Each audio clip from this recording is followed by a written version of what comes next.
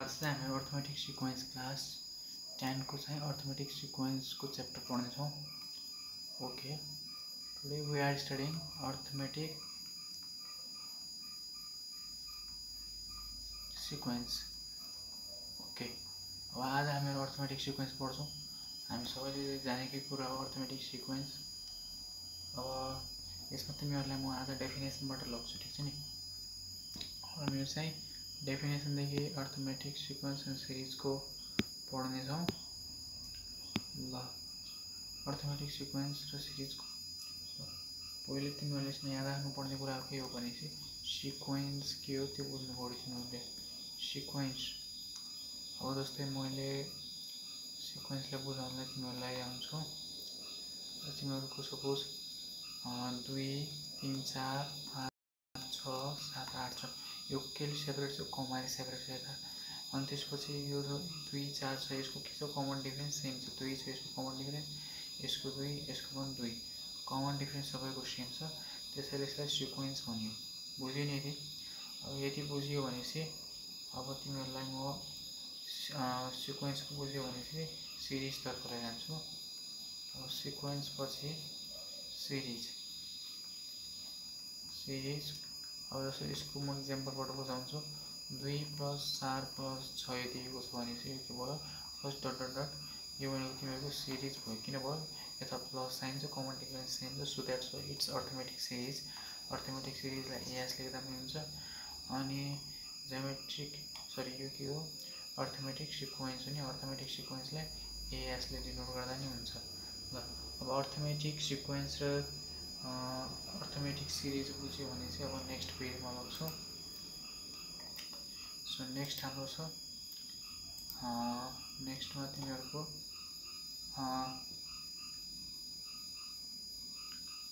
तिमीहरुलाई एउटा फर्मुला दिन्छु, Tn = a + n - 1 d। यो general formula of arithmetic sequence हो भनेर याद राख तिमीहरु। यो जेनरल फर्मुला हो अर्थमेटिक सिक्वेन्स को। ल, ठीक छ। अब arithmetic mean, ARITHME, arithmetic mean, यसले सर्टकटमा AM पनि लेखिन्छ अर्थमेटिक मिनलाई। ओके, यसलाई AM पनि लेखिन्छ। अब यसमा खास के छ भन्नु हो भनेपछि जस्तै मैले अगाडि 2, यसमा नम्बर छैन, 6 लेखेको थिएँ।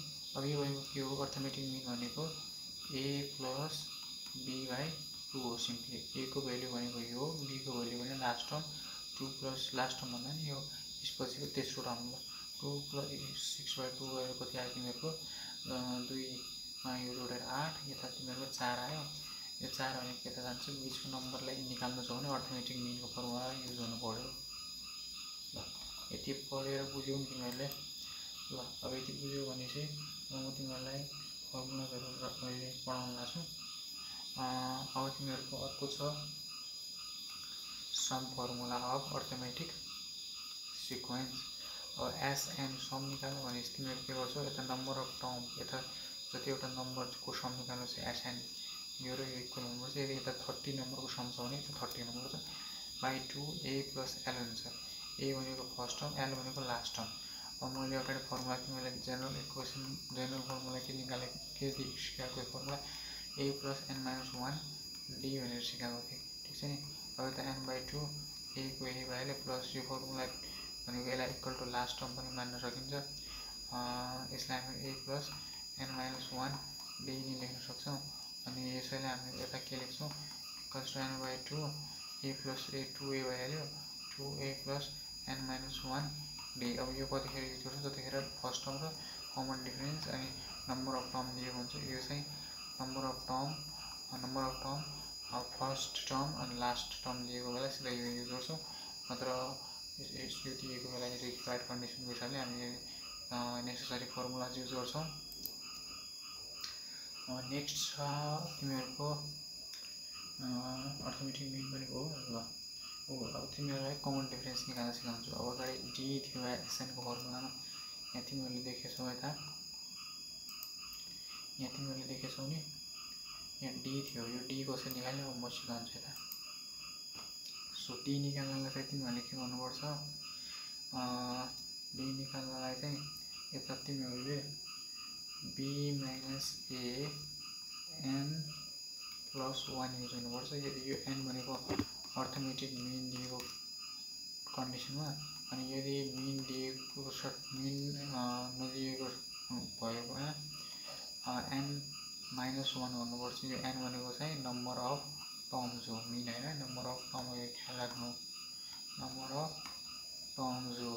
यो भनेको नम्बर अफ, यो भनेको तिमीहरूको number of mean, arithmetic mean जति छ त्यही छ।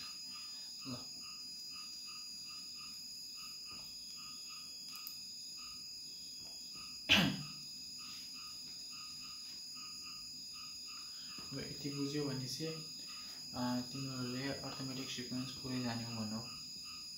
ल अब क्वेसन सल्भ गर्ने। फर्स्ट क्वेसन 1 2 3 4 छ, एउटा तिमीहरूको छ 2 4 8 छ, ठिक छ नि, यो 8 हो। अब यिनीमध्ये अर्थमेटिक सिक्वेन्स को भन त।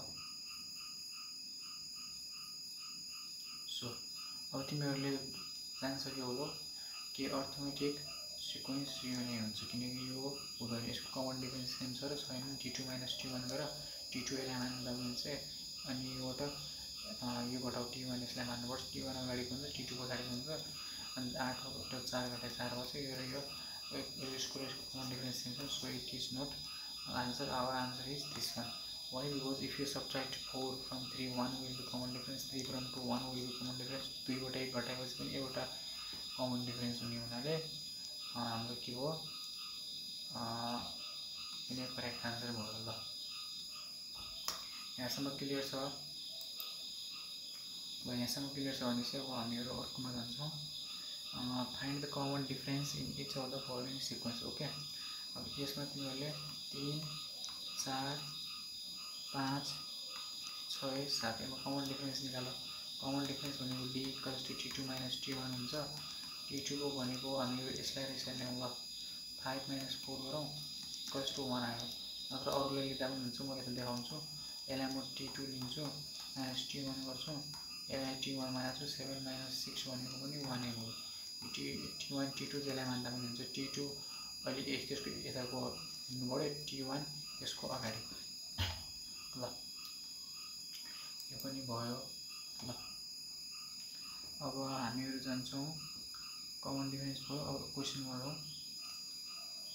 ल क्वेसनले के भनेको छ यता, सिक्स्थ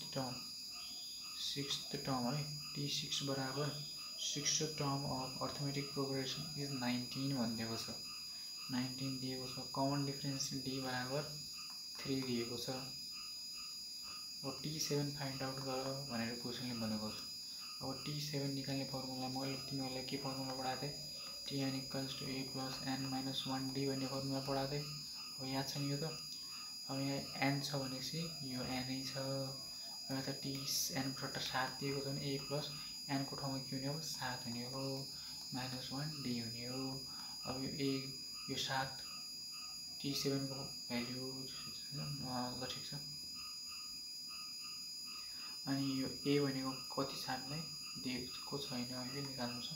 n भनेको 7 हो, 7 बाट 1 बाट 6 भयो, 6d, अनि a plus 6 into common difference d बराबर 3 छ, यहाँ 3 राख्दियो, 18, a प्लस 18 भनेको के हो तिमीहरूको t7 भयो। अब हामीलाई a को भ्यालु थाहा छैन, a को निकाल्नु पऱ्यो। तर यता के दिएको छ हामीलाई, के दिएको छ हेर, यो के हो, 6th टर्म हो। t6 भनेको के हाम्रो हुन्छ, a plus 5d equals to 19। अब 6 छ भने यता 5 भनेको एउटा कमन छ, माइनस 1 छ नि, त्यसैले अब डिफरेन्सको फर्मुला a इक्वल्स टु के हुन्छ, 19 माइनस 5d हुन्छ। 5d भनेको के हो, 5 इन्टु कमन डिफरेन्स 3 छ, 15 भइहाल्यो। यो भनेको तिमीहरूको यता 4 हुन्छ, अनि यो a हो, a मा 4 जोड तिमीहरू, सरी a हो यो तिमीहरूको, यस a लाई 4 ले रिप्लेस गर, बाई 18 इक्वल्स टु कति भयो, 18 जोडेर 22 यसको आन्सर भयो। ठिक छ, आजको लागि यति नै। यो बेसिक इन्ट्रोडक्सन भिडियो थियो, त्यसैले आज यति हालेँ। म अर्को भिडियोमा तिमीहरूलाई एक्सप्लेन गर्नेछु। अहिलेसम्म च्यानल सब्सक्राइब गरेको छैन भने तिमीहरूले सब्सक्राइब गर, नयाँ लेटेस्ट भिडियोजहरू हेर्नको लागि हाम्रो प्लेलिस्टमा गएर पनि हेर्न सक्नुहुन्छ। ल बाई बाई।